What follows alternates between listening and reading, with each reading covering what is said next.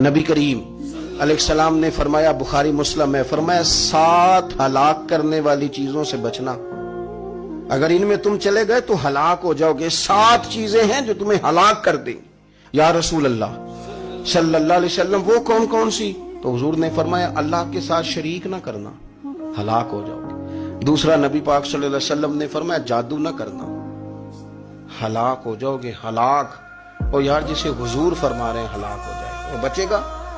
نبی پاک صلی اللہ علیہ وسلم نے تیسرے نمبر پر فرمایا، جس شخص کے قتل کرنے کو اللہ نے حرام قرار دیا ہے اسے قتل نہ کرنا، ہلاک ہو جاؤ گے۔ چوتھے نمبر پر رسول پاک علیہ السلام نے فرمایا، سود نہ کبھی بھی کھانا، ہلاک ہو جاؤ گے، ہلاک۔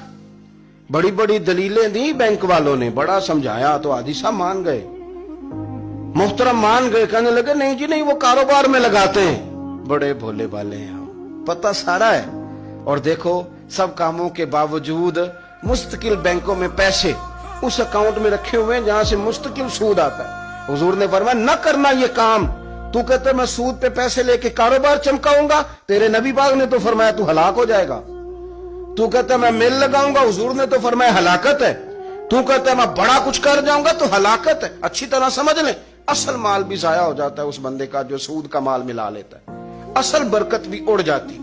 اور میرے نبی پاک صلی اللہ علیہ وسلم نے 5ویں نمبر پہ فرمایا، یتیم کا مال نہ کھانا، ہلاک ہو جاؤ گے۔